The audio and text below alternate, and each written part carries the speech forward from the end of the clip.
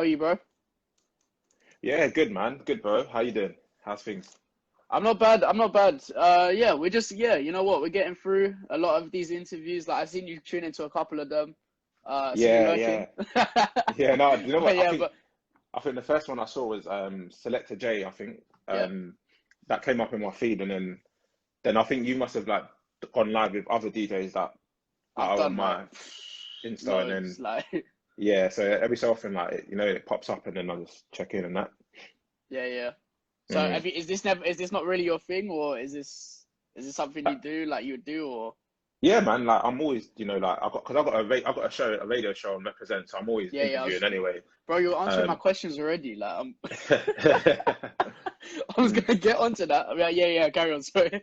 Yeah, no, I can't. Yeah, yeah. So yeah, man, like it's good. It's good what you're doing though, because like obviously it's it's rare that like DJs get to have like a conversation with each other like this, and Yeah. like even like when I hear like as much of the stuff that I've done already, like when I hear you speak with other DJs, you can always pick up a thing or two. So do you know what I mean? Mm, definitely. Mm-mm. It's a lot. There's a lot of skills and techniques that I've picked up, and also just lots of help has been like with Selected J as well. He's Yeah. helped me a Oh, lot large through up this. Martin, Like at the Martin Too start, Smooth. yeah, big up Martin as well. Martin's helped me a lot as well. So like Selected Hmm. J from the start, he's helped me a lot with kind of interview and practice and stuff. Like before this, I didn't even know how to interview anyone. So Yeah, it's taken off massively. But yeah, man. So that's good. how you been busy during quarantine? How you been keeping busy? Yeah, like you know what? At first, it was me. I mean, the first week I was ill. Like I was like Hmm. in bed for like a week. I didn't get tested or anything because they weren't doing tests at the time. But I Yeah, suspect it was like coronavirus or whatever. So in that week, I kind of had an opportunity just to kind of just reflect, and I was yeah, just like, oh, like do you know what? Like once this is done, there's a lot of stuff that I've wanted to do for ages that I haven't done. I'm going to try and put my mind to it. And so like the 7 weeks after that, I was just focusing on those sort of things. I was like the first 4 weeks, I don't know, like everyone's different, but for me, like the first 4 weeks, I was just like, oh, content, content, content. So I was just like mm, banging out mixes and banging out live sets and stuff. And then that kind of slowed down, and I was just like, do you know what, like it's a marathon really. Let me focus on the stuff that yeah. I said that I need to do. So for me, the priority then became like sorting out my home studio, um, like finishing off this single that we've got coming out, so that it was ready to release, getting an official release date put in, and then yeah, man. So I've just kind of been just trying to just keep things Been moving. active now. Yeah, yeah. How about you, man? Yeah, I mean, apart from the interviews, just been trying to network with a lot of DJs. So it's you know what, it Mm, saved me a lot of time than going on a Friday night to a club and trying to network and blah blah blah. And it's been yeah. a good period to be honest. Like I thought this was gonna be the worst thing of my life Mm, because I already didn't have a lot of gigs anyway. So I was thinking, and I was actually getting gigs for the rest of the year. So I was mm, thinking, mm. oh, this is gonna be my year, blah blah blah. I mean, it actually is getting to there now, but Yeah. what it kind of set me back. But then I kind of had this thought of doing this, and it's been good, like doing Instagram live sets as well. So yeah, it's just getting there, just practicing. That's literally it. Mm, mm, mm. No, 100%, man. Large up Denzel as well, just looking Yeah, big up anywhere. Dens. Yeah. This guy, right? Like, Mm. let me just get, let me just tell you something about Dens. This guy he's always joining, but every time I ask him, he's like to do an interview, he's like, oh, I need to trim, I need to get trim, or oh, my room's messy. I said, he But goes, my room's messy. Like, tell him to put if a you've got bandana time, on, you got man. time. Yeah. Whack on He's a acting little like you don't have bandana. time in the day to clean his room. Mm. But yeah, bro, so how did DJing kind of start for you? How did your career start? How did my career start? So like my dad's always DJ'd, and he tried to get me into it when I was like 6 or 7, Yeah. like on his turntables, and I just wasn't having it. Sort of, I wasn't really interested.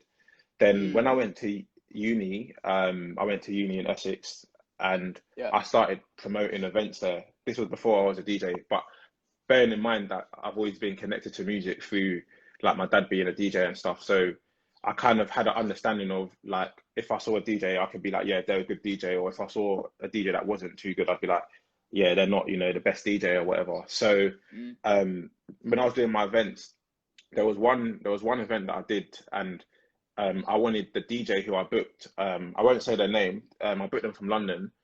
They came up to Essex, and then I'd asked them to play like a Biggie slash Tupac set.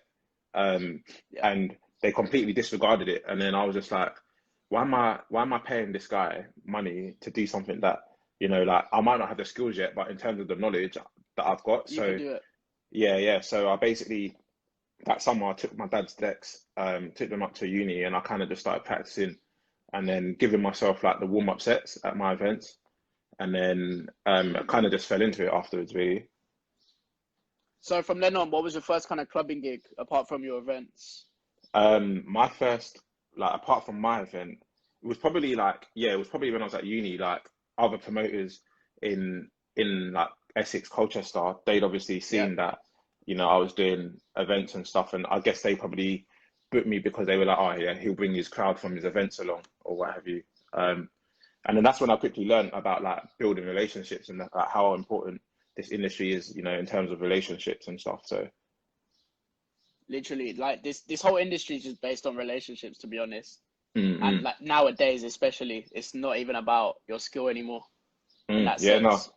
yeah, like a lot of, and to be honest with you, it's a way of life, man. Like like in yes and no, like it's got its pros to have it that way, but like, you know, like whatever career you're in, like you could be a lawyer, you could be, you know, trying to get a job in the Yeah. city or whatever. Like if you've got a relationship with someone there, then the chances are you know that door might open quicker than if you didn't have that relationship.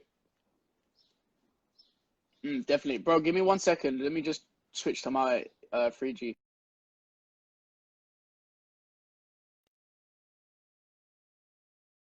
P large at deluxe. Cool. Yes, Andreas, I see you, bro. Yeah, so from then on, so what's kind of been your journey? How'd you get into represent? Like, how's it all come about? Pineapples large up. So yeah, so like when I came back to uni, when I came back from, so I studied law basically at uni, Yeah. and then when I left uni, I went back to London, and I I threw like a part. Obviously in Essex in uni, like you get a community and stuff. So when you're throwing parties and stuff, like I tried to translate that to London, and the first event I threw in London was a flop. Like there was probably about 4 people there. Like hmm I remember actually, I don't know if you know Chucky. Do you know Chucky? Yeah. Um, so like I've been booking Chucky for like over 10 years to DJ, and hmm this was one of the first times I booked him. And then like I called him up like about an hour before his set, and I was like, "Yo, bro, you know what? Like this event's flopped, you know." And I think the reason why I continue to book Chucky to this day is because he's like his response was like, "Look, you know, bro, like it's one of your first things. I understand that, man. It's fine. Don't worry about it. We'll Yeah. just bounce back."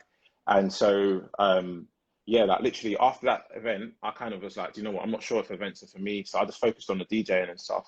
And I went into like more of the house circuit. Like I think there was a period of time where like every urban DJ was like doing house sets and stuff. Like and then Mm. yeah, I don't know, man. It was just like at one point I was inviting people to my house events and whatnot, and then like they were like, "But Giovanni, like you grew up on like reggae, dancehall, R&B, hip hop. Like And why you're are doing you?" house. Yeah. And it was because I didn't believe that like I could, you know, I could achieve in that area. So I kind of it was kind of just like a almost like an insecurity really. And then so for my birthday, like my I think it was like my 25th birthday or something. I threw a party and I called it hmm chicken and beer. Yeah. And then that kind of was the beginning of like my hip hop brand in London, Chicken and Beer. And then from there, like Represent kind of came like through a girl at the time who was working at Represent, Lavelle. She gave me a guest mix slot. So I went in there and did a guest mix. And again, it's a relationships thing. I started speaking to the station manager.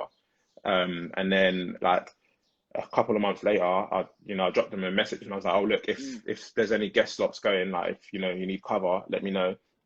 And then um like I got an email to say, oh, did you want to try and do a Monday at lunchtime? And I did a trial and then they liked it and then Yeah. it kind of went from there really. And then but don't get me wrong, like there was a period of time when I was off of Represent just because of like other reasons and stuff. hmm But you know, yeah, like that's kind of how it really progressed really, man. Large So up Hursty, large up with Pineapples. your represent sets, did that kind of help you with getting more DJ sets in the clubbing kind of industry? Um, I think Represent helped me like network with other promoters and DJs who were also on the radio circuit, but I don't think it actually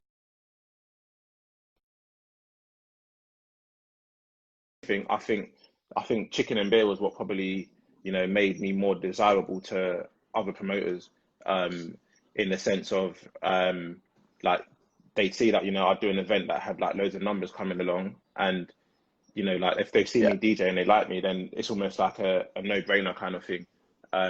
Because, like for me, like, I mean, there's some DJs that don't like to share when they're playing and stuff. But for me, like, I'll push, if I'm DJing at someone's event, like, I'll share it and promote it like it's my event. Do you know what I mean? Mm-hmm. And So, I guess people probably recognize that. And then, so with your events, so would you go back to it after quarantine, or you kind of staying far away from events? well, like, do you mean if it's safe? Like, Yeah, yeah, or yeah. you talking about like, Once if it's like, safe, yeah, like, yeah, yeah, like once it's safe, I haven't got, yeah, I mean, I'll still be doing events, like I got into a space where like my events were, I was doing a monthly, yeah. and like they kind of run separate now to the stuff that I do as a DJ. So Mm. like I don't have to be there, if that makes sense. So yeah, like naturally I'd go back to putting my events on, man. Large up Carmen, look at Hursty plugging his Yeah, I see. love you, brother. This guy, man. The only time Mm, he plugs it is on this one. is it? No, Hursty's cool, man. Yeah, yeah. He's Yeah. helped me a lot as well with the Mm-mm. technical aspects. So with that as well, what in your opinion, what makes a good DJ? Bro, do you know what? Like, different DJs have different skill sets, and like some DJs are, better at like cutting it up and chopping it up and scratching and all of that. Some DJs are, good at reading the crowd. Some DJs, are able to host whilst they're DJing. Some DJs just have a deep knowledge of music and stuff. Yeah, So I think for me, like, there's different skill sets, but I think more than anything, I think, like, for me personally, what I like about a DJ is, aside of obviously being able to DJ, is like, seeing that they have a clear love for music and a passion for yeah. music. Like, I think that translates in DJ sets. Like, there's a load of DJs, that I see playing, and you're like, yeah, they love music, like they know their music. And, like, I guess, like, in this day and age, like, it's so easy to become a DJ in some respects that, like, I think what this period of time is doing now is it's allowing those who, got into DJing for the right reasons, to continue. Mm. That's a big point there. That's a big point, definitely. Mm, yeah. How do you Larger find Ash. how do you find the scene at the moment, like the DJ scene? Obviously not during quarantine because there's no scene, but before Yeah. quarantine, like what's your kind of take on the whole dynamics of the situation in DJ? Do you know what? There's so many different DJ scenes in London, in London alone, like, or in the UK, should I say? Um, so like, I kind of like to, the way I kind of do it is like, I guess there's like a student scene, DJs that are on the student network that I'm not really plugged into. Yeah, Then you've got like what I call the DJ City scene slash Shoreditch scene, to some degree, and that encompasses DJs that play at like, like your Super Duper Flies, yeah. Chicken and Beer, Doctor's Orders, and like Lemonade Girls, and all of that kind of community sort of stuff. And then you've got like what I call the I call the black scene basically, and that's basically like your City London stuff. So like, like your Bill Gates, Capital, and all of that. And like, I work with Capital quite a bit. Yeah. I've booked Bill Gates a couple of times, and yeah, like, to be honest with you, I think at the moment, like, I don't see any sort of like negativity or any hate or anything across all of those different scenes that I've mentioned. It seems at the moment in particular, especially like in lockdown and stuff, like DJs are, sharing tips on how to, how to live stream, getting the Mm. sound better. Like if people are looking for a lead or whatever, people are, sharing Amazon links, and, like there seems to be like a Yeah. camaraderie, at the moment. So You know it's, what? yeah, no, I This think, period has opened up a lot of eyes for a lot of DJs as well. Like a lot of mm, people, and especially doing this, I've like you have it. Every DJ kind of has their circle, right? So like you yeah, probably knew these DJs and that's it. Like that's the same with me. I only knew like Hursty, Raymond, like dumb lot, and that was kind of mm, it. And then once I kind of expanded, I was like, wow, there's actually a whole range of DJs out there. mm. But what's your kind of take on like the West End scene? Because obviously that scene is very hard to break into. And like, do you think after this period, a lot of clubs are gonna go like the West End, which is gonna be more bottle spend kind of thing and everything like that? By West End, like West End scene. So I'm not really in the West End scene. So I can't really, form an opinion on it because I don't really understand Yeah, how it works properly. But my understanding is that, like, I think with every scene, like, with any industry actually, not even just DJing, like there's, that there's obviously like an entrance point, and what you've got to do, or what whoever's trying to get into that scene, what they've got to do is they got to obviously do their own thing, yeah, and build those relationships. But almost sometimes you've got to think like, what value can I add to this thing? Like at the end of the day, no one owes us anything. And so for me, kind of like, that's kind of how I do things. Like when I'm pushing my music or pushing my events, I don't ever come thinking like I'm entitled to anything. And I think, like, if as long as you've got your value, your worth, and if you let that, if you stay true to that, then when it comes to trying to get into various scenes, or like the scene that you want to get into, that's the starting point. Like yeah. you have a relationship with someone, and like, you're showing the value of who you are and what you can bring, and at some point or another, there'll be an opportunity.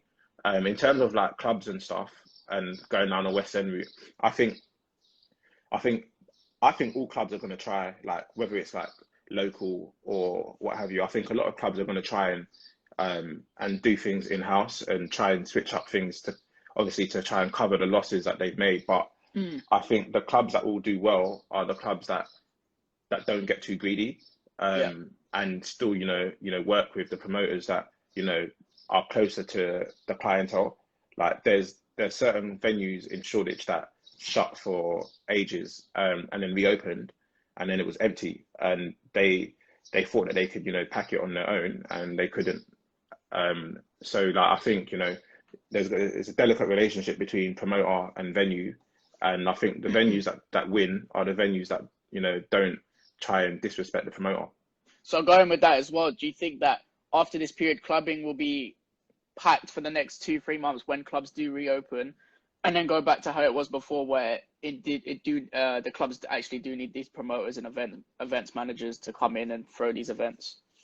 Do you know what? Like, I think in some respects, once it starts open again, like, in some respects, you could almost say like it's a level playing field, in the sense of, and I'll elaborate on that in a minute. But what Okay. I mean is that, like, like, everyone's gonna, like, once it's completely safe Yeah. and there's no, like, there's no risk of, a second wave of virus, and everyone has confidence in being in a public space again.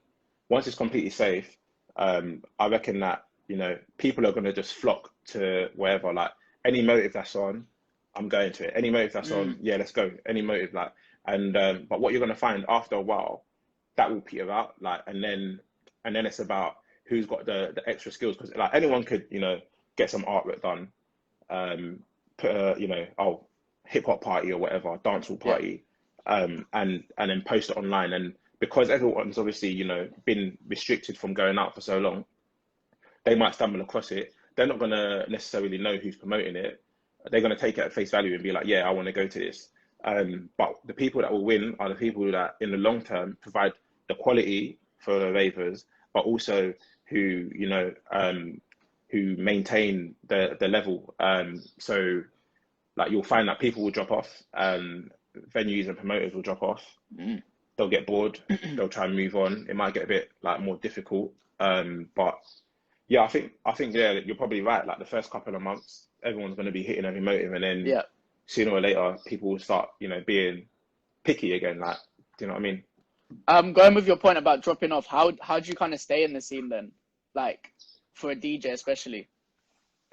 I think I think you've just got to be consistent first of all. And even if you haven't got gigs and stuff, you can create a perception that you're being Yeah. consistent.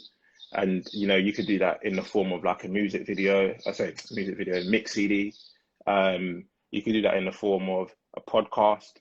You Mm, can do that in the form of, like, attending events and networking, taking your picture with one of the DJs that played at the last event, posting that up, and then that just all helps to build that profile of perception. Large up Dom, hold on, let me just see. Large up Taylor, DJ LV. Yeah, no, that. So just like I think it's about being consistent, and then from that consistency, you've got a base to build on.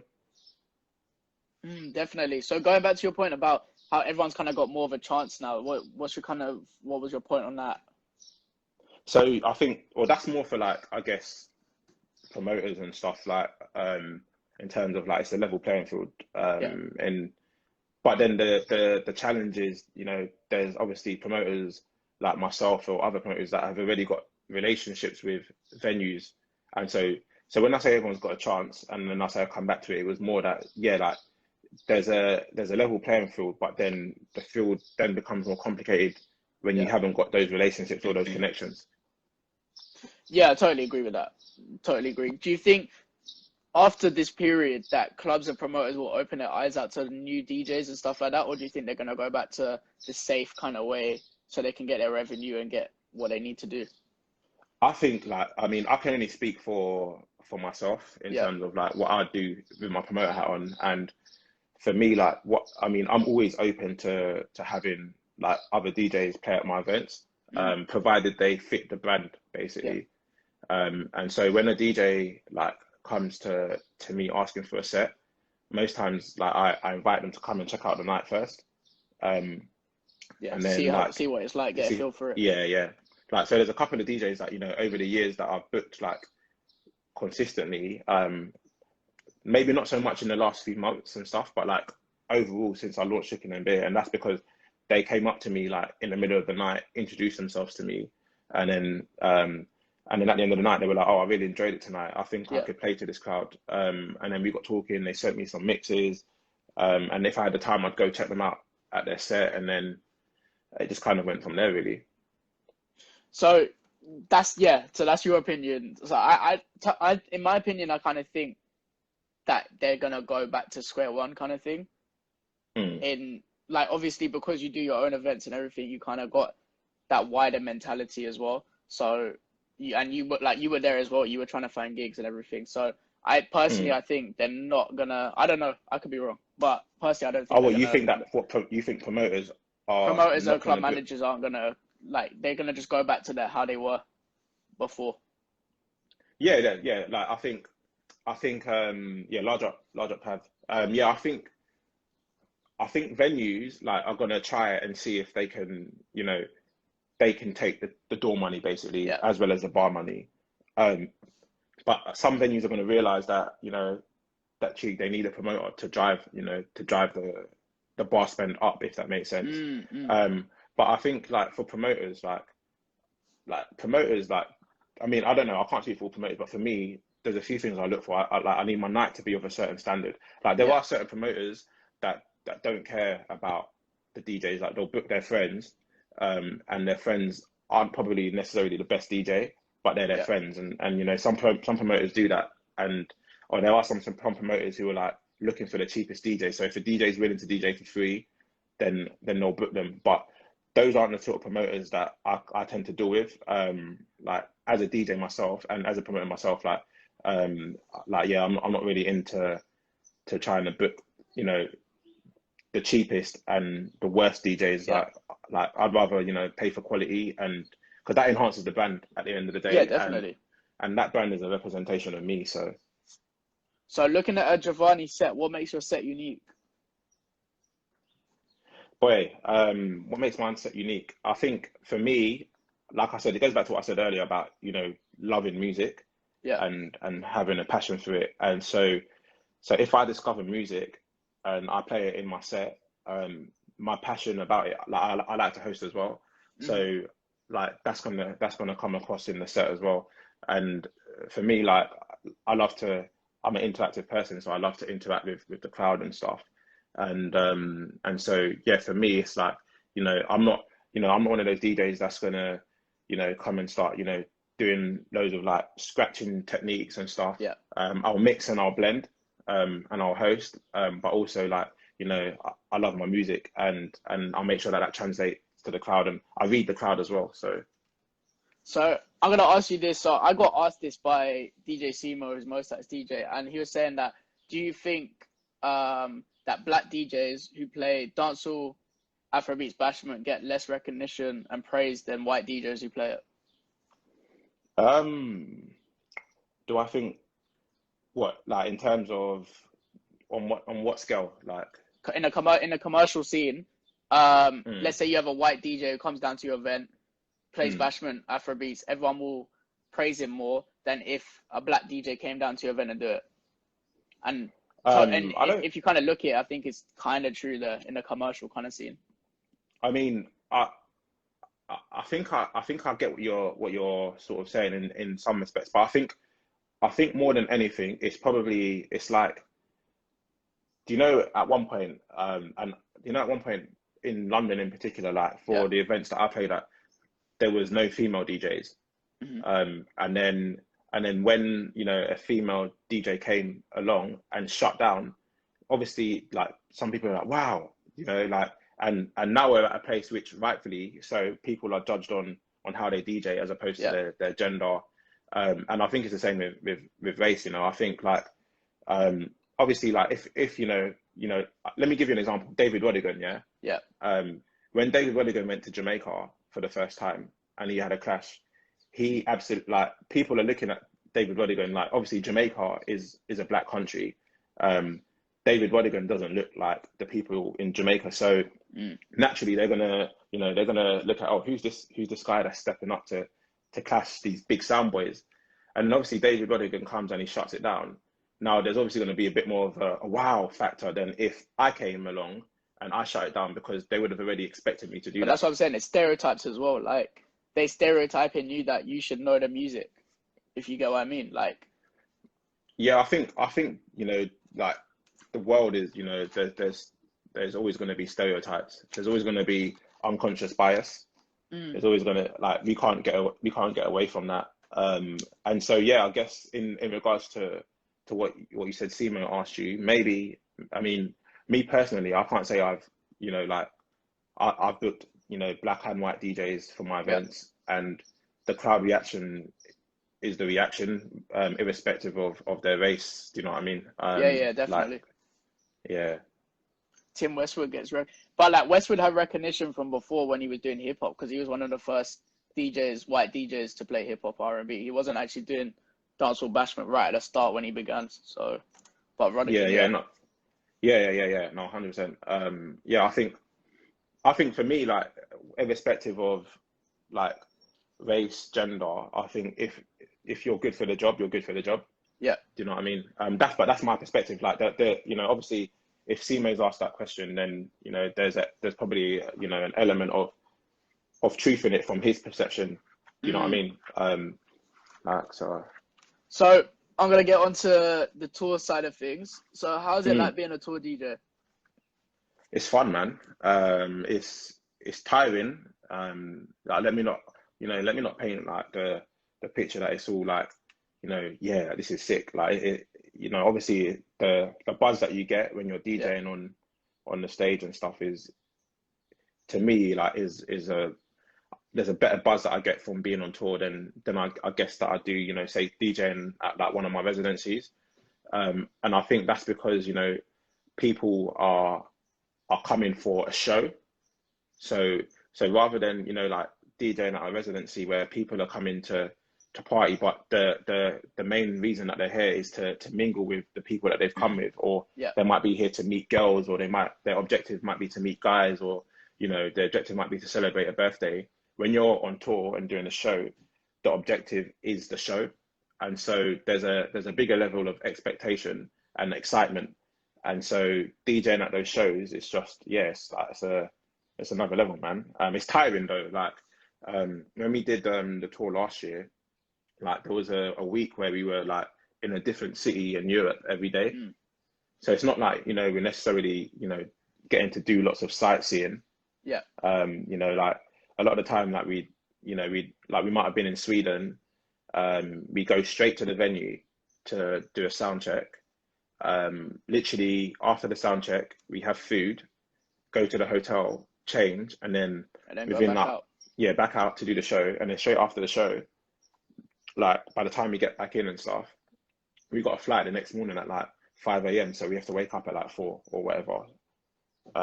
So yeah, it is tiring, but obviously Mm, there's the mad perks to it, you know, visiting these mad countries and, you know, playing in front of all these like massive crowds and everything. mm. Yeah, yeah, So yeah. Like, do you think you kind of built up your brand like fully enough to get as KSI's tour DJ, or do you think it's like helped you to even build up your brand with him as well, or? do you know what? Like, I think I was already doing my thing before I kind of, hooked up with KSI and stuff. Um, and um, and then yeah, I think that that's just added another dimension to what I've got going on. Um, and I think like it's important that, in whatever you do, you always, like like even like for example in this lockdown, like Yeah, if I solely was to rely on just DJing, then in some respects I'd be pissed right now. yeah, And so I think, you can never rely on one source, and that could be one source of income, one source of inspiration, one source of whatever it is. You can never, make that your sole purpose or your sole dependent. And so for me, like, as much as, I've got the stuff with JJ going on, which I love and I enjoy, I make sure that I've got my own stuff going on independently of that as well. definitely, definitely. So with that, obviously a lot of DJs kind of say that I wouldn't be an artist DJ, or they would rather build up their brand than anything. Has it also helped you getting a lot of gigs as well, or has it kind of been the same for you? Or Yeah, no, I mean, like, so for me, like, I think if anything, like the thing that initially built up my brand to like like I'd say a bigger level was Mhm. probably the Prince Harry stuff from like a couple of years back. Yeah, That was probably what kind of, the gave me like, that was the first time like I was on like national TV and stuff. And then I think the KSI stuff, I'm trying to think, have I had any? I think actually when I go abroad and stuff, when I hit up venues, like oh, I'm coming, like, because let's be honest, like everyone, whatever level you are, like everyone to some degree, will at some point try and, fish for a yeah, set or for work or whatever.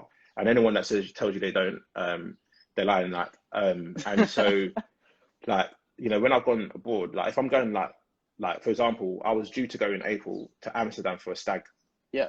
Obviously that didn't happen, but because I knew I was going and I knew, one of the main like bookers at the venue, I hit them up and I was like, look, oh, I'm in the country, etc. In April, and then he lined up a couple of gigs for me, and like obviously when he's speaking to people that don't know me and don't know Yeah. what I've got going on, obviously naturally KSI's DJ, that's gonna have a sound, that's a sound bite that captures people. Do you know Mm. what I mean? And but then like at the end of the day, when they see me for who I am and they see what I bring to the table, that's when they make their decision. So Does it matter to you having KSI's tour DJ in your bio or not? like it it's no different to me having no numbers podcast in my bio or chicken and beer in my bio. It's part of my CV. Yeah. Like the way I see it is your bio is your CV as well. It's like it's your opportunity to Show let yourself people kind of thing. know at a glance what you've got going on. Yeah. And so I mean I often update my bio, like so for example the No Numbers podcast, I only launched that about 6 weeks ago. Hmm. So that wasn't in there before. But obviously, like I keep that in my bio because it's what I've got going on. Do you get what I'm saying? Yeah, yeah, definitely. So do you think Mm. it's kind of been hard for him to get into the music scene, because obviously he's a famous YouTuber, and like it's the same with reality TV stars going into DJ, and like there's like a bit of a, oh, Yeah, is like that, there's a perception. Like there's always going to be that perception that people like to put people in a box. yeah. Um, and like I said, when I was playing house music, and I spent like 3 years just DJing house music. Um, if I spoke to other DJs and said, "Oh, I've DJed at this set, or I've DJed at like a hip hop event," then they'd almost subconsciously be like, oh, like, how's he playing at hip hop? Like he can't be a true house head if he's playing Yeah. hip hop or R&B, etc. So people like to put us in a box and stuff. And I think, you know, with JJ, this is his opportunity to like show people that, you know, like he doesn't need to be He's put in a taking it box. seriously. Yeah. What do you see yourself doing in the next kind of couple of years? Where do you want to take your DJing and your production and everything? Yeah, I mean, for me, like, I think I just want to be in a place where I enjoy what I do. Yeah. And I enjoy, you know, I enjoy DJing, I enjoy performing, I enjoy producing. And so for me, like in the next 2 or 3 years, it'll be just to be continuing that and, you know, continuing to be able to make a living from doing what I do. That's the basic. Obviously, naturally, if I can get, you know, like, you know, certain accolades with my productions and the tunes that I'm producing, then, you know, that's a bonus. Like for me, like my aspiration, from a producing point of view, when I played at Coachella like a few years ago, Yeah. and it was on like it was in one of the smaller stages, and after my set, I kind of went into the crowd, and I think it was Major Lazer were playing on like the main stage, and Yeah. I was like, you know what, one day that's gonna be me. And you know, like I said, I love to perform. I love music, and I love to showcase the music that I love.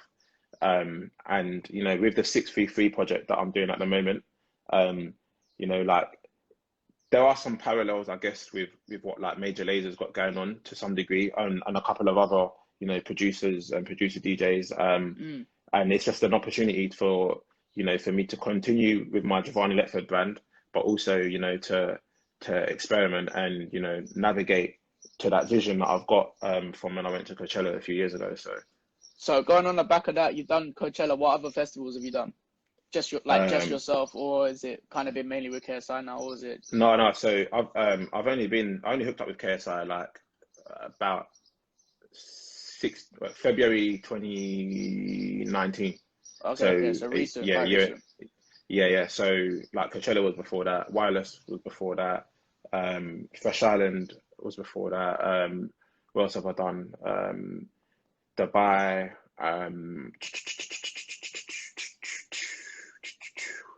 Outlook, Lovebox. Yeah, so I've done a few, you know. Yeah, that's a Yeah, few. yeah. That's a few, man. Like that's what I'm trying to aim.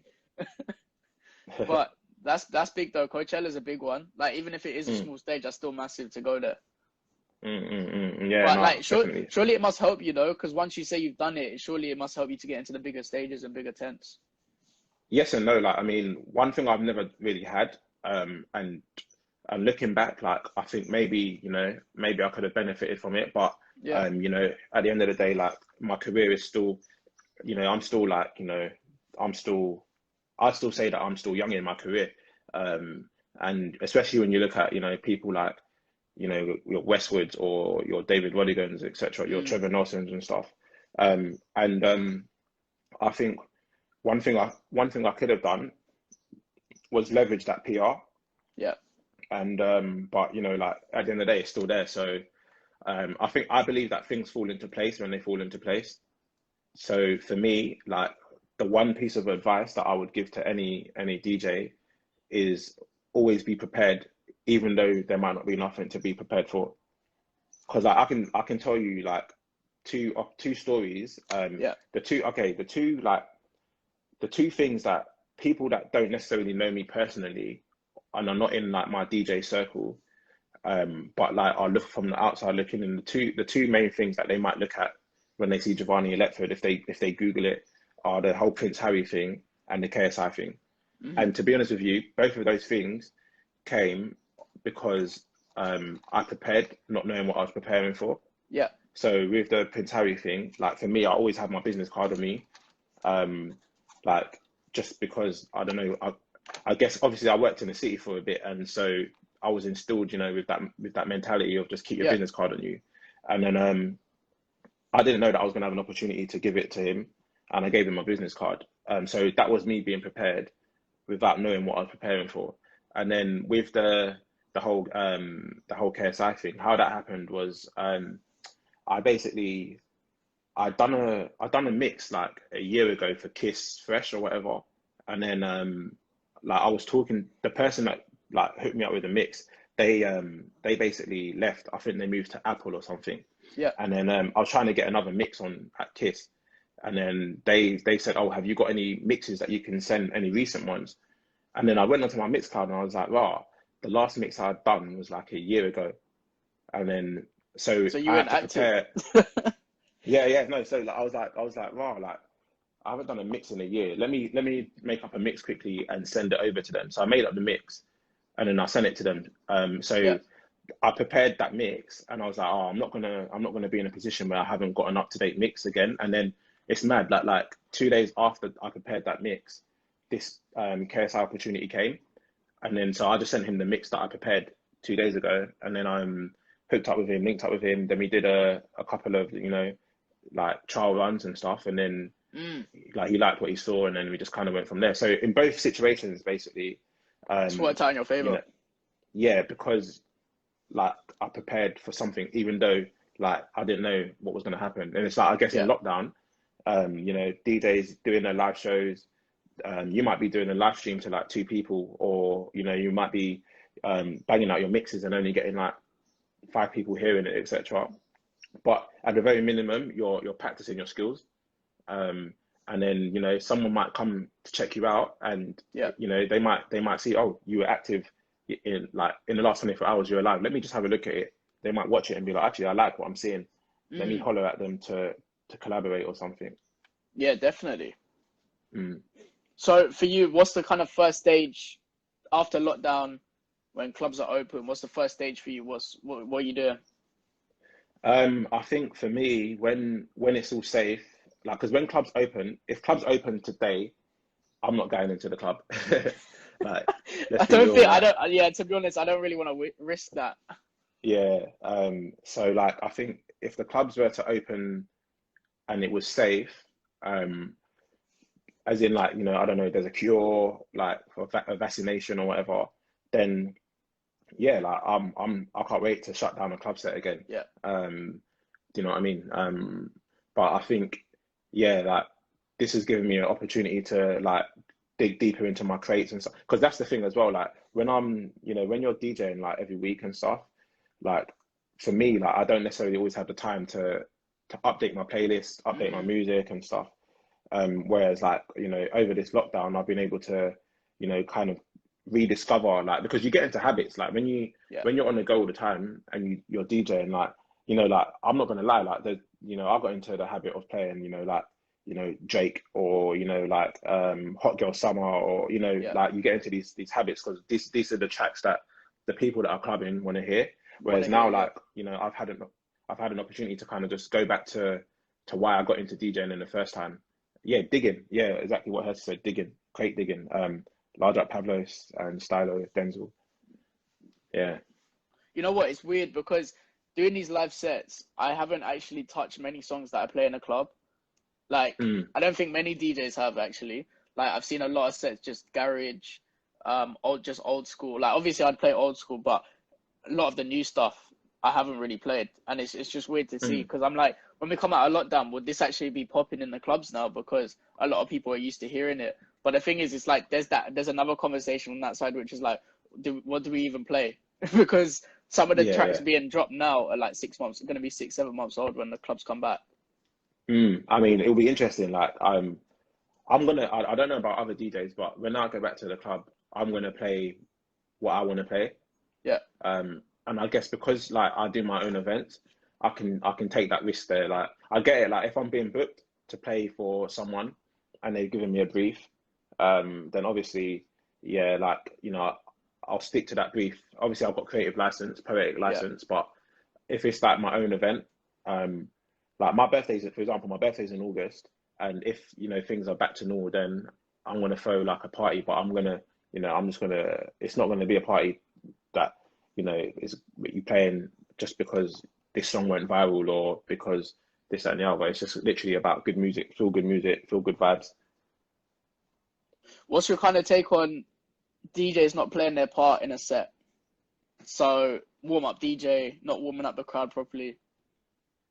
Oh, interesting question. Like, I think it depends what you mean by warm up the crowd properly. Because So like, to get to well to kind of get them in the zone for the prime like for the primetime yeah, DJing to yeah. get I think, so you don't need to jump on and restart the whole night basically. yeah, yeah. I think that a lot of the time when, and like anyone in the comments, feel free to correct me if you have a different opinion. Like, but from my perspective, I think a lot of the time when DJs who are warming up play the bangers and stuff, it's down to inexperience. Hmm. Um, Yeah, I think so. Not necessarily, and because I know a lot of people see it as like arrogance or like how dare they, like what are you doing, etc. But I think a lot of the time, like if a DJ at like 9 p.m. or 10 p.m. is playing the biggest tracks of the night, it's because of one of two reasons. One, they're trying to impress the promoter Yeah. and show the promoter that they're on top of the music, they know what they're doing, etc. Or two, they're inexperienced and don't necessarily know that that a night needs to go Mm. on a journey. Yeah, literally what And Stylist said. Like, I don't think they even know. Like, some people just don't actually know what a warm up set is. yeah, this is it. They don't know what it includes. And I booked one of my friends to DJ for one of my events. Like they're a DJ, and but I went to uni with them and they wanted to kind of get their foot a bit further down and Yeah. stuff. So I booked them to do a warm up set. And because I was like, I mean, obviously it's my job as a promoter I obviously know that they're inexperienced. Um, and so it's my job as a promoter to kind of say, oh, stay within these parameters. But for one reason or another, like, I completely didn't get to have that conversation with this Mm. particular DJ. And then I came in and then it was like, 10 a.m., 10 p.m., 10:30, and all the big tracks were being played and stuff. But rather than not book them again, I just, at the end of them, I just gave them constructive criticism, and I was like, yeah, fair enough, like you might not have known, and we didn't have that conversation. But like in the same way, when you go out to party, like Yeah. you wouldn't expect to hear 100 miles per hour at the start. That's kind of the same thing for how the night is, and I Yeah, think otherwise everyone's that leaving. By 12 o'clock, you yeah, get me? Like, they've heard all their yeah, songs. That's trust. it. Yeah, and I think like rather than DJs like bitching about other DJs like playing the bangers in the set and stuff, it's probably just better if you just have a conversation with them, Yeah, just sit them and down afterwards and educate be them. like, Yeah, yeah, because I like yeah, like there's some good things some DJs have said that they've given their warm up set to a bigger DJ to correct it and been like, what should I add or what should I take out and stuff like that. And those things are mm, better than just going to the set thinking that set's good. You know, it could be good, yeah, like it could be a good set, but it's just not a warm up set. yeah, yeah. Caress the ting, large up The Jordana. rest of the thing, No, trust. Yeah, Hersey knows, man, and Stylo, yeah, Pax. Yeah, like large up Carmen as well, actually. Like Carmen, I went to it was an event at it was in the city, and oh, I can't remember what event it was. It was like it was Coach, the comedian Kojo. yeah, He had an event on, and then Carmen was doing a warm up set. And like, do you know when like when you go to somewhere and that warm up set, like I was only supposed to be there for 5 minutes, hmm, and then by the end of it, I had a few drinks, and I was like, yeah, I've missed the last train. I'm getting an Uber. yeah. Um, that was one of the best warm up sets that I've seen, man. And yeah, it's all about like just yeah, taking them on a journey. That's when you can play, like you know album cuts or tracks that aren't necessarily bait, or if they are bait, older tracks. So yeah, but So obviously us DJs kind of know this, but a lot of people, other people don't know. Like obviously it's a mm, lot of grafting and work put on behind the scenes. So how difficult was it for you to get your first kind of clubbing gigs, or was it quite easy for you because you already had your events going on? yeah, I think like for me, one of the reasons, yes. So when I first came back to London, and I tried to get sets in like the urban. I say Yeah, urban, and just like there's a whole nother discussion on what that means urban in it, but like just for argument's sake, um, when I first came back to London from uni and stuff, like it was a bit difficult, but also at the time I was focused on my trying to get my career. So yeah, DJing was a side thing for me at the time. So when yeah, like because of, you know, the fact that it was a bit long, and I went into like the house stuff. When it was the house circuit, it was difficult for me to get like bookings and stuff. So what I did is I launched my own house night, um, Hmm. just at a random pub in Shoreditch, and then I kind of just booked myself, and then I booked other DJs that had their own events, and then in exchange they booked me for their events, and then before I knew it, like my name was on the few flyers, and then it created that perception. Oh yeah, he's booked and busy, so you know he must be good. Let's reach out to him. Um, but then for me, in terms of like the urban side of things, it. I think for me, like me individually, it's probably easier to get certain gigs just Yeah. because I've got my whole chicken and beer thing behind me. Um, Yeah, for you've got a new brand like behind you already. yeah, for new upcoming DJs, like I'd just say um, yeah, I'd say it's the relationship thing. You know, go out and network, as you would in any industry. Go out and network. People ain't gonna know who you are, and people don't owe you anything.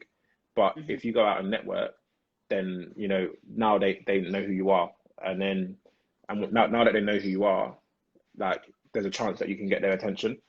Yeah, Mm. definitely. Who in the DJ scene do you look up to? Who do I look up to? I look up to. Do you know what? Like, there's so many DJs. I'm probably gonna forget some, but like, there's so many DJs that I look up to. So for me, one of the first DJs that I ever booked when I was in Essex Uni was Cable. Yeah. This was like in 2008 or Hmm. 2007. And actually, do you know what? Like, I don't know if I've ever told Cable this year, but I remember when I booked him, and like he played up, like he did a set after another DJ, and then he basically, I don't know if he'll approve of me telling this story, but he basically on the mic, right? He stopped his track. He was like, "Hey guys, I'm DJ Cable, and if you don't know, I'm the shit." Like he was like a young arrogant Cable, like Yeah. but like when I saw him cutting it up, I was like, "Wow!" Like this guy. This was before I was even a DJ, Mm. so naturally, that was like a reference point for me in terms of, and these are just DJs that I know, by the way. Obviously, I look up to DJs like Jazzy Jeff Yeah. and you know other DJs that I don't know on a personal level. But and then when I came to London, I think you know for me in London when I was you know it was like your Snips, Martin Too Smooth, Shorty Blitz, like all these DJs, I guess that were Swerve as well, Yeah. from Kiss. Like these are like I guess slightly older DJs, old school DJs, who kind of I guess because I grew up listening to them on the radio and stuff. Frisky DJ, I don't know if you know Mm. Frisky, Yeah. Yeah. um, Lethal. Is and that Lethal Bizzle's DJ? Yeah. yeah. I was talking about Safe Styler. Yeah, I was talking about DJs that I look up to, but then also like my peers, like Carmen, for example, I look up to. Even like Pavlos, Yeah. like just because like Pav is someone who practices, and there was a period of time like when I wasn't practicing, and you know like looking at you know someone like Pavlos, you know practicing and cutting it up, that kind of you know inspired me to you know get back to practicing and you know and trying new tricks and you know so like for me it's like there's everyone has something that I could look up to. Yeah. There's something I can get from everyone. Like for example, like Pineapples did a live set a couple of weeks ago, and her visuals like were on point. Like and you know like the set was sick. And from a visual point of view, I was like, yeah, like do you know what, if I go live again, let me step up on the visual side of things. Do you know what I Yeah. mean? So um, There's always things you can learn from a lot of people. yeah, trust. How do you do you think there's like a DJ rivalry between us, or do you think it's just certain DJs, or do you think there's none at all? I don't. Do you know what? Like, I don't personally see like a rivalry in terms of like any. I don't know. Like, the only rivalries that I've seen are like definitely not in the scenes that I'm in. Yeah. Like, there's no. I don't think that there's a rivalry as such. Like, maybe you know. I mean, we don't know what people say behind closed doors. Like, I mean, most people are like, whenever I do something, people are like, are commenting on it and they're like, oh, that's good. Maybe behind closed doors, they're like, oh, why is Giovanni doing this or he's doing that? I need to do. But For me, like anyone that I'm, you know, friendly with in person, Yeah. like I feel like we can all eat. Like, you know, there's enough space for us all to eat. So like I'm always gonna support other DJs. Do you know what I mean? But yeah, that's just my take on it. So during this period, what's one thing you've learned in terms of DJing wise and production wise, and what's one thing you learned just in general? During this period, I guess from a DJ point of view, what have I learned? I've learned. What have I learned? I've learned a lot, but I can't think of the top of my head. And what was the other part of the question? Maybe I'll come back Just to that. like What in was the other general, part of just it? in general, what have you learned during this period? Yeah, like in this period, I've learned like one thing I've learned is that, you know, you can have it all and it could be taken from you in a moment's time. Like, so, you know, don't, you know, rely on the one thing. Yeah. And that's something that, you know, I've said to everyone, like, yeah, large up Casey, don't rely on that one source, because, you know, like you're not entitled to anything in this world. Like, so yeah, I think for me, you know, that's the one thing that you know, I'll take away from this experience is like look back at COVID-19, like when that happened, because, you know, you already had this ethos of, you know, like, you know, not relying on one thing, you weren't as bad off as some people might be. And so Yeah. just continue like that. And that's the advice that I'd give to anyone really, like just, you know, don't rely on one source. Did you kind of think that we were in for a little short period of quarantine, or did you actually think it was going to be a long period? Do you know what? Like at first I was like, oh yeah, it'll be, at first I thought it would be like a few weeks. And then when I saw what was happening in Italy, I was Yeah. like, yeah, this is a bit mad. It's going to be a while. And then that's when I started like investing in making like my flat, you know, more, you know, like I started buying like gym equipment, started you know, like me and my girl started doing like garden stuff and setting up studio, and like I started teaching myself, you know, you say what have I learned? Yeah. Photoshop. Okay. Yeah. Yeah. Like Photoshop, like if you want your flyer done, holler at your boy, man. Man, like yeah, Quarantine like rates, man. yeah, man. Even like Final Cut Pro, like all of these other skill sets, and you know, just like I've been studying as well. Like I've been studying, I guess, like not just DJs, because Yeah. I'd consider myself an artist. So I've been studying artists and studying how they, you know, how they convey their creativity and how they express their creativity, and seeing what I can learn from that as well. Okay, going with that as well, do you think that the scene is less creative now than what it was before? Do you think it's actually more creative with different sounds and different techniques coming into the music scene? I think it's more creative. What you mean, as in after like lockdown? You mean? Yeah, no, Yeah, just in yeah, yeah. general, just in general. I mean, in general. I think like music, yeah, it goes in circles. Like it, like at one point there's like a demand for creativity, Yeah, um, and then that comes, and then after a while, I guess, you know, creativity gets ruined by money, for example. And when it gets ruined by money, in the sense of people, I guess, start to create to make money as opposed to creating because they want to create.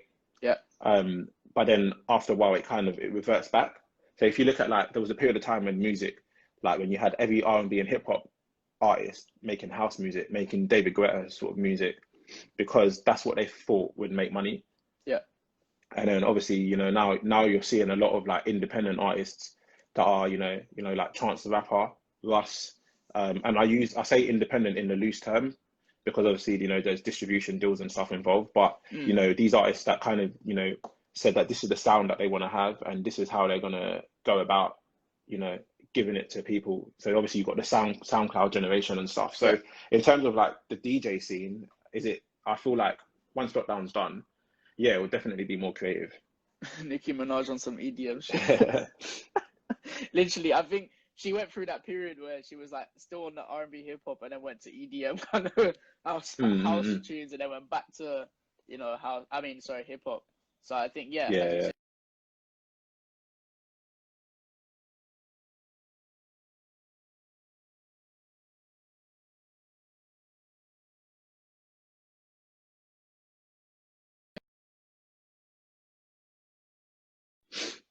Yeah, Sorry, bro, you there? yeah, I'm here. I'm here. You I there? could. Yeah. Cool, cool. Yeah, yeah, yeah. So where's that? Sorry, the connection is just. Can you hear me? Yeah, I can hear you, but I can't. Like,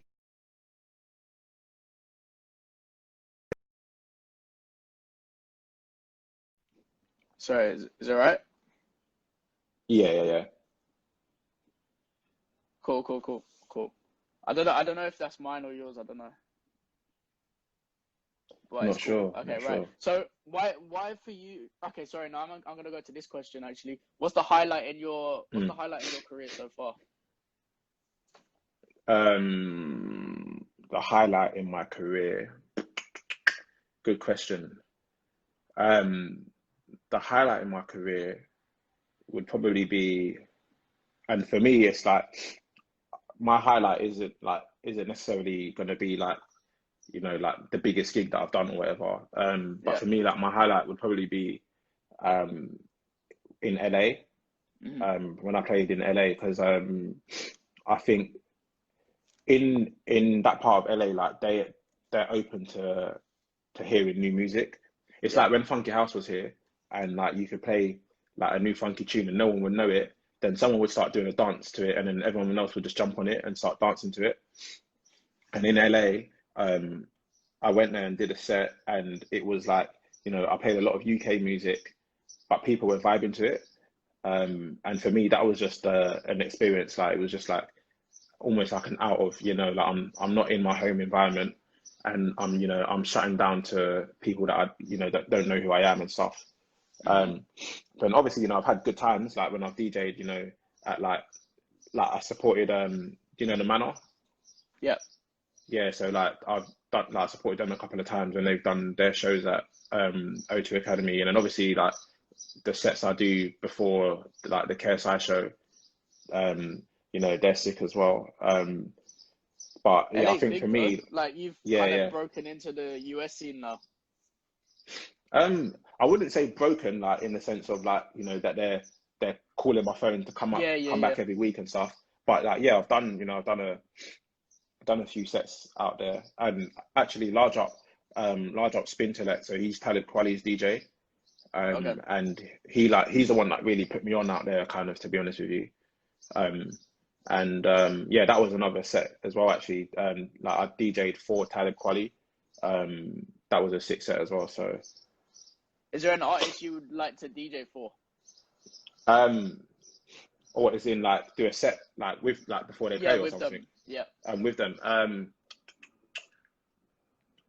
Boy, Mary J. Blige, man. Mary J. Okay.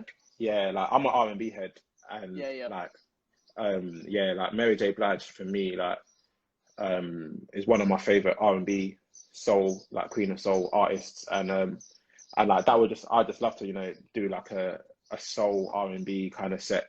um but yeah, Mary J. Blige, like if she phoned me up right now and was like, yo Jay, yo man, come through man, I'll be like, yo, I'm there man, don't worry about That American accent.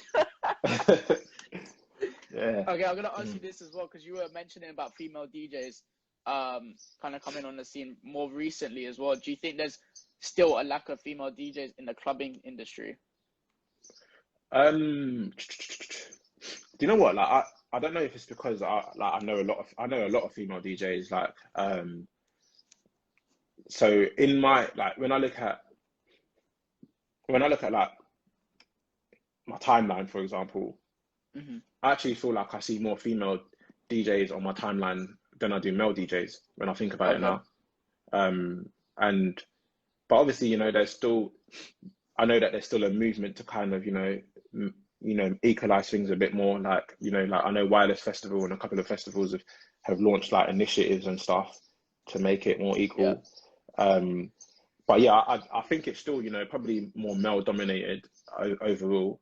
Um, but do you know what? I don't think it should be oh, there's less girls, there's more guys. I think it should just be based on the skill set. Like Mm. um, like if they're like, of course, like if she's a sick DJ, then yeah, like give her a set. I don't believe giving a set just because she's female, if that makes sense. In the Yeah. same way, like, just because he's male, don't give him a set. Like, I think it's a lot about perspectives and stereotyping as well, again, because Common was like, oh, Hursty, that's my spare account, allow it. I'm just trying to see what the Wi-Fi is saying. But Common was saying to me as well, like, if a female plumber came to your door, would you be, like, what would your reaction be? And I was like, well, I'll be a bit shocked because I'll be like, oh, it's different from the norm, but it doesn't mean that she's going to do a better job or a worse job than a man or whatever. yeah, no, it's true, man. Like, and you know what, like in my experience, yeah, women tend to be more attentive to detail anyway. I don't know if you like observed that. So like, Yeah, they'll have like, and so you know, like, yeah, like if a female plumber was decided to come through, like, I'm looking at it as like they're gonna be thorough, like they're gonna, so yeah, like obviously there's certain things, you know, like where I don't know, like it might be slightly different, with like, say if there's like I don't know, like a job that involved like really heavy lifting, then you know, but then again, like I don't know if you've seen Game of Thrones. no, I don't watch series, but I'm starting to now. There's that girl in there. I can't remember her name with the short hair. Like she's probably stronger than most men. So like, boy, it is what it is. Literally, I mean, it's just a case of like trying to change Large up society in Nana. that sense. Yeah, large up pineapples.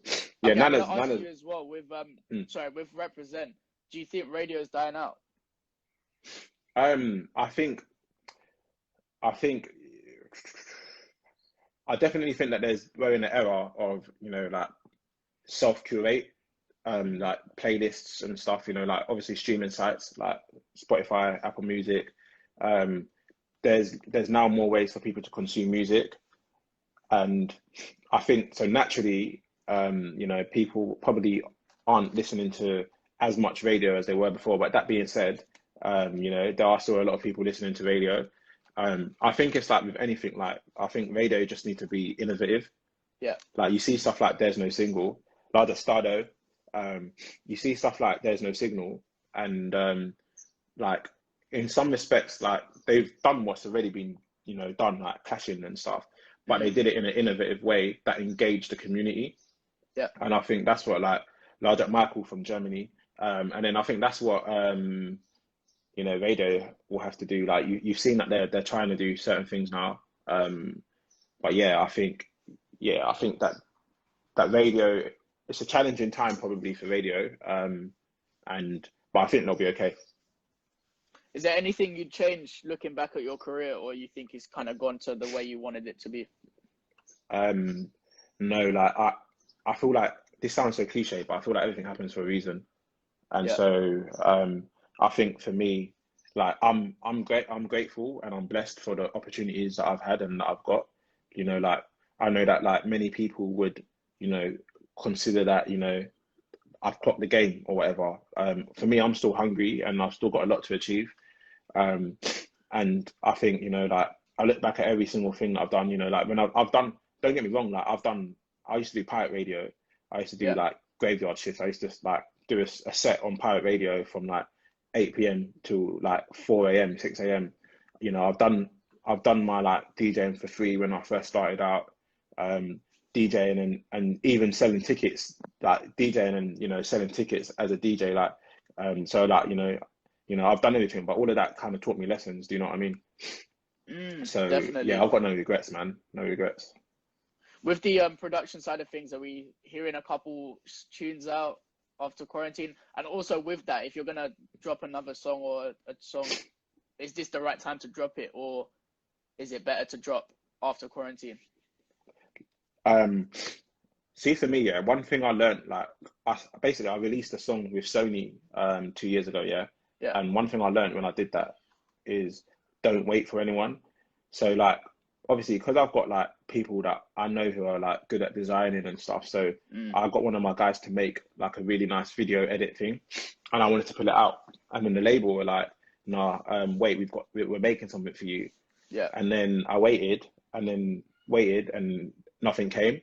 And so for me, from that moment, I was like, look, I'm not waiting for anyone. And it's the same with lockdown, because like I could wait like oh, it looks like we're slowly coming out of lockdown, but I could wait like for, I don't know, let's say another 4 weeks. And Yeah. then if there's a second wave, I've missed the boat of putting this music out. Do you know what I mean? So for me, like, I'm kind of just of the mindset, like, yeah, you obviously have to like understand the environment that you're in, but don't wait just because of that. Like, you can be innovative, like, so like I wasn't able to shoot a music video because of lockdown, so we're just being a bit more innovative in and how we're putting it out there. Like, we've got like a really nice lyric video, some animation stuff, and then obviously I mean, a lot of songs are doing, like, look at Rover, for example. Like, Yeah. that song has done well without even, without the clubs being open. And TikTok, this is it. Yeah. So yeah, man. So it's just about being Like with innovative. Don't Rush as well, like what Young T and Bugsy have done, like, it's crazy. That's like Yeah. I mean, I'd say worldwide in terms of TikTok worldwide. I wouldn't say in terms of radio worldwide because it wouldn't be played. I don't know, maybe it has, but I don't know if because I've got family in America and the West Coast and they haven't heard that, but on TikTok they have. Yeah. So this is it. Like, it's still a big thing. Because they got into the billboards, Yeah. and now they're on the billboard. That in itself is self-promotion. Like, now people are looking at Billboard and seeing Young T and Bugsy, and they're gonna check it out. Or people are seeing the Don't Rush challenge and they're shazamming it, and like, I wouldn't be surprised if it's being played like I know for a fact in New York, like New York love UK music. Yeah, definitely.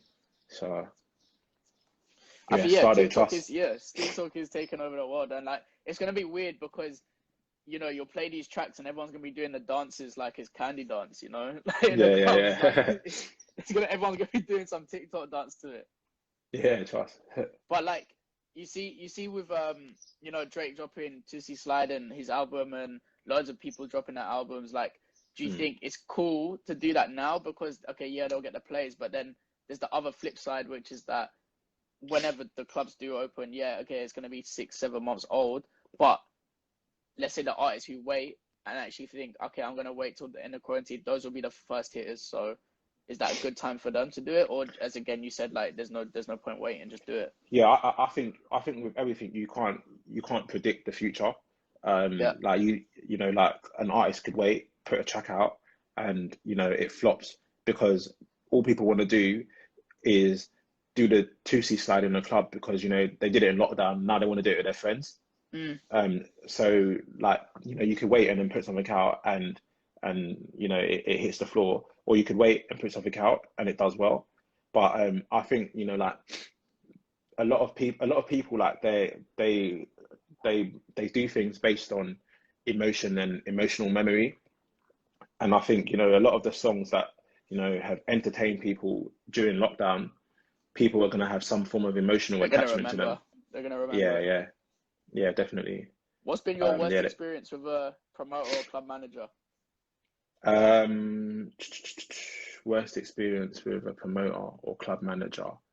It's a good question. When I was at uni, so in Colchester, Essex times, I DJ'd in Norwich, which isn't too far from Colchester, and this is years ago, man. Like, I'm talking 2000 and maybe like, no, actually it was probably like 2011 maybe, like, or something, I don't know.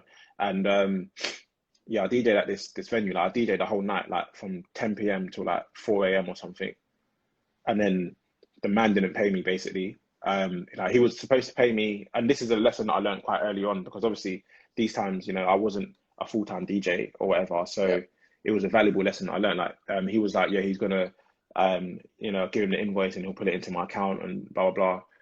Then the man just disappeared, like, and then so I took that as a L, but I took that as a L for lesson.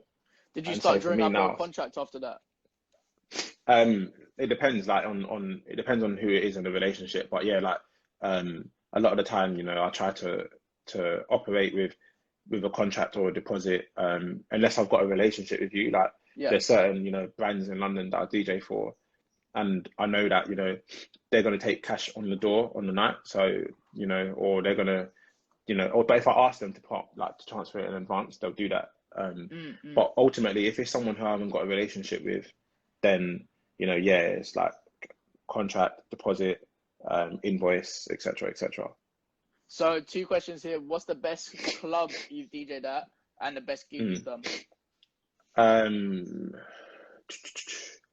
best club I've DJ'd at. Probably that's a good question. You know, like I wouldn't say I'd say one of my favorite like clubs that I've DJ'd at. Ministry. Especially when they've got like 4 decks lined up. Yeah. And then what was the other question? Best set you've done. Best set I've done. Best set I've done would have to be, I don't know, probably like I've had a lot of sets where, you know, there's been sets where I've played and I'm like, oh, like I could have done better. But then people have come up to me and be like, yo, that set's sick. So you and then critique your sets a lot. Yeah, like I think I'm always, you know, analyzing. But then like I mean, there's been sets where like even like one of my last chicken and beer nights, like I did a set and that was, to me, I was like, yeah, that was like one of my best sets. So yeah. Got a question here. Oh, that started. What's the worst thing that has happened live? Happened live. Do you know what? The worst thing that has happened live. One of the sets, I think, like my laptop going or something. Yeah, like even actually with one of the JJ shows, actually the London show. I don't know what it was. I think there was a malfunction with the driver of the CDJ and the laptop. And I don't think people actually noticed it because I had the USB stick as well. So like he's performing and then like I'm lining up the next song and it's not reading it. Like the deck is just, it's got all these like funny symbols on the deck. And like, I'm just like, and I was like, okay, I've got my USB stick, but obviously on the USB stick, it's so hard to find things because it's smaller. So I'm like trying to, so that was probably like a moment where I was just like, oh, like. So you know, like, USB or laptop then? I think overall laptop, just because I feel like I can be more creative and I can find songs more quickly. And like, you know, like I can, you know, with the USB, I'm also thinking like, so the way I see it is like when you're DJing, like your mind, like you've got a certain amount of capacity in your mind. And so if I've got my laptop, my capacity can focus fully on DJing and, you know, finding the tracks and stuff. Whereas when I've got a USB stick, part of me is handicapped now because I'm also thinking, oh, what small little folder is this track in and this, that, and the other. I mean, I know that now, like CDJs, you can search and you can type, but I still feel that still takes long. Like I'll type in, I don't know, I'll type in Drake and I'll type D and then it's still loading before I can type R. And whereas like on my laptop, it's just DIKE and boom, you know what I mean? So better on laptop. I mean, I think for overseas gigs, I'd say USB. Yeah, no, definitely. Like if it's like a small set or a festival set, USB, because then, you know, afterwards you don't have to worry about having problems. Obviously I'd have my laptop, but like you have no problems because you don't want to get there, laptops crash and you're like, oh my god. So I'll always keep like USBs on me anyway. And like there's been times where like I've bought my laptop and like the booth has just been so like cramped or so many people in the booth or whatever that I'm just like, you know what, I can't be asked to set up my laptop. I'm just going to plug my USB stick in. But yeah, festivals definitely like USB stick, 100%. Which artists do you want to work with in the future on your tracks that you produce? So like obviously I mentioned like Mary J. Blige and stuff in terms of like her music and that, but like I guess like from a UK point of view, you know, like Kidda Kuds, Burna Boy, like the stuff that I'm putting out is very, you know, Afro Caribbean inspired. Like actually Stardo's in the comments, like we've got a couple of stuff that we've been working on. Her voice is sick. So yeah, like that's like UK. I think for me, like it's not necessarily about the artist, it's just about the quality and the project, the quality of the project. That's what it is for me. So what's your take on being in like in the DJ agency or being under management and then being independent? Have you been in a management before, DJ agency, or No, are you I've in never one at really the moment? had. No, I've never had like management or like the way I see it is for me, it's like if I'm gonna have management, they need Yeah, to be opening doors that I can't open myself. yeah, Um, but like I, I I see certain DJs with management, and I can see the strides that they're making. So like I'm not against it, but it's for me, it's like if I'm gonna have management, it's got to be someone that can do further than what I can do on my own.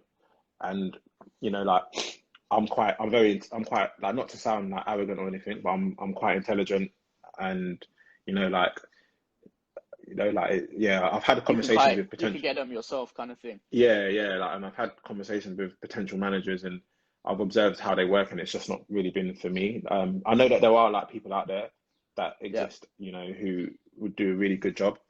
Um, but yeah, like I said, it just has to be the right fit. So yeah, if people have got management, that's good. If it works for you, it works for you. Yeah, I mean, in the management kind of thing, it's just like, for me, in person, because I've only been in the scene like maybe the last year and a half, 2 years. So I'd Mm. like to get in one because it would kind of open those doors up for me a bit easier than Yeah. me trying to, because I know the scene is heavily like populated right now, like saturated, everything, like Mm. everywhere you go. Um, but what, Yeah. in your kind of opinion, like, have you toured like obviously you've done the tours with KSI and everything, but have you toured DJing just yourself in the UK, and what cities have you been to where those cities are popping? Yeah. Like I've played in like Sheffield, Manchester. This is like separate to like Yeah, with JJ and stuff. Yeah, like Manchester, Sheffield, Bournemouth, Brighton, Liverpool, obviously London. Where else in the UK? Ireland, like Dublin. Yeah, like, and that's all just been, like I said from the start, man, like relationships, yeah. um, building relationships. Like even when, Was like my first DJ gig abroad was Ibiza, hmm and that was in like 2011, I think, or 2012, and that was it was do you know Nano? yeah. Yeah, I'm it was Nano interviewing who. him on Thursday. I need to check, but Okay, yeah, cool. Thursday. Yeah, it was Nana who booked me, and obviously we went to uni together, Yeah, and so that was a relation. Like like I gave him a couple of gigs when in Essex, and then obviously he gave me that Ibiza gig, and then from there I kind of networked with other people, and then do you know what I mean? So like it's all relationships, and even your managers and stuff. A lot of the time, it's relationships. Like it's the relationships that they have, so. do you think there's like a line between friendships and management in this industry? I mean, like, there's, some artists will say that like their best friend is their manager. You get a lot of artists, that like look at H. H's manager is one of his like best friends. And there's a lot of other artists whose managers are their friends, and I guess because they've come up with them, Yeah, they understand, what they've gone through or where they've come from, and so they've got more of a vested drive to ensure that they don't go back to that. Do you know what I mean? mm-hmm. So Mm. going with represent, do you see yourself going to another radio, or do you kind of want to stay with represent, or do you want to go, like, what's kind of your route with that? For me, I'm just, like, I'm yeah, rep is good. Like, it's a good platform.